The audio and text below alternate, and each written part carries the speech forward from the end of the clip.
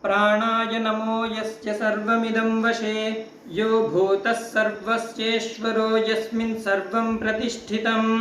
नमस्ते प्राणक्रन्दाय नमस्ते स्तनयित्नवे नमस्ते प्राणविद्युते नमस्ते प्राणवर्षते नमस्ते अस्त्वायते नमो अस्तु परायते नमस्ते प्राणतिष्ठत आसीनायोतते नमः नमस्ते प्राणप्राणते नमो अस्त्वपानते पराचीनायते नमः प्रतीचीनायते नमः सर्वस्मै त इदं नमः प्राणः प्रजा अनुवस्ते पिता पुत्रमिव प्रियं प्राणो ह सर्वस्येश्वरो यच्च प्राणति यच्च न प्राणो मृत्युः प्राणस्तक्मा प्राणं देवा उपासते प्राणो ह सत्यवादिनमुत्तमे लोक आदधत् प्राणो विराट् प्राणो देष्ट्री प्राणं सर्व उपासते प्राणो ह सूर्यश्चन्द्रमा प्राणमाहुः प्रजापतिं प्राणमाहुर्मातरिश्वानं वातो ह प्राण उच्यते प्राणे ह भूतं भव्यं च प्राणे सर्वं प्रतिष्ठितं यदा प्राणो अभ्यवर्षीद्वर्षेण पृथिवीं महीं ओषधयः प्रजायन्ते थोयाः काश्च विरुधः प्राणमा मत्पर्यावृतो न मदन्यो भविष्यति अपां गर्भमिव जीवसे प्राणबध्नामि त्वामयि युञ्जानः प्रथमं मनस्तत्त्वाय सविता धियः अग्नेर्ज्योतिर्निचाय्य पृथिव्याध्याभरत् युञ्जते मन उत युञ्जते धिया विप्रा विप्रस्य बृहतो विपश्चितः विहोत्रा दधे वयुना विदेक इन्मही देवश्च सवितुः परिष्टुतिः।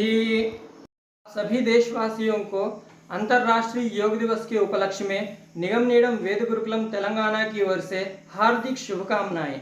योग हमारे जीवन का अभिन्न अंग है। जिस प्रकार एक व्यक्ति का जीवन बिना भोजन के नहीं चल सकता, ठीक उसी प्रकार व्यक्ति का जीवन बिना योग के चल नहीं सकता।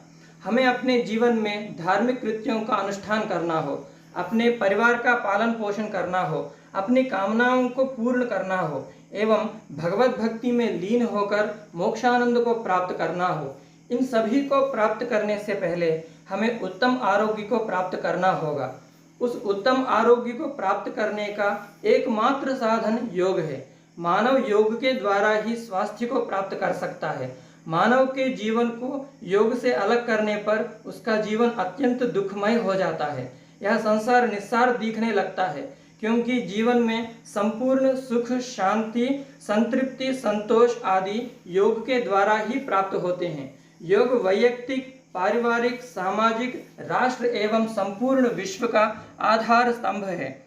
योग एक व्यक्ति का, समुदाय का, संघ का संबंध न रखते हुए संपूर्ण विश्व को जोड़ने का, संपूर्ण विश्व के कल्याण का सर्वोत्तम साधन है। इसी के द्वारा विश्व आत्मसंतोष एवं आत्मानंद को प्राप्त कर सकता है। योग आंतरिक जीवन का शक्तिपुंज है। इसी के आधार पर जीवन आधारित होता है। जिस प्रकार एक छोटे से बीज में एक महावृक्ष का जीवन होता है, उसी प्रकार आंतरिक आध्यात्मिक शक्ति के आधार पर ही मानव की सुख शांतियां आधारित होती हैं। योग का उद्देश्य हमारे जीवन का सर्वांगीण विकास करना है। सर्वांगीण विकास का तात्पर्य शारीरिक, मानसिक, नैतिक, आध्यात्मिक, सामाजिक शक्तियों का विकास करना है। आज हमारे देशवासियों को शारीरिक शक्ति की एवं मानसिक शक्ति की अत्यधिक आवश्यकता है। अत्यंत प्राचीन काल से चली आ रही इस योग विद्या की प्राधान्यता को आजकल कोरोना महामारी की वजह से दुनिया अब पहले से भी अधिक आवश्यकता का महसूस कर रही है। यौगिक प्रक्रिया एक ऐसी प्रक्रिया है जिससे सभी प्रकार के लोग अर्थात बालक, युवा, वृद्ध इससे लाभान्वित होते हैं।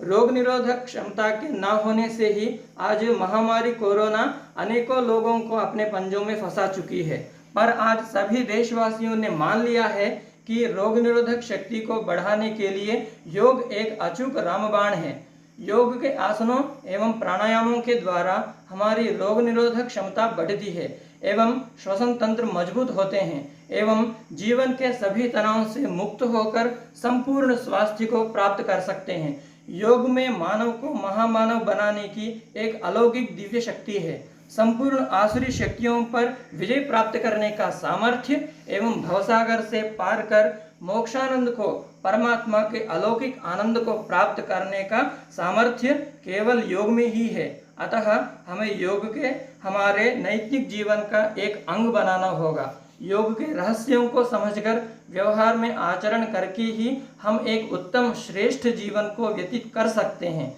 एवं इस पथ पर चलकर हम मोक्षानंद को प्राप्त कर सकते हैं। सर्वे भवन्तु सुखिनः, सर्वे सन्तु निरामयाः, सर्वे भद्राणि पश्यन्तु, मा कश्चित् दुःखभाग् भवेत्। असतो मा सद्गमय, तमसो मा ज्योतिर्गमय, मृत्योर्मा मृतंगमय। ओम शांति शांति शांति।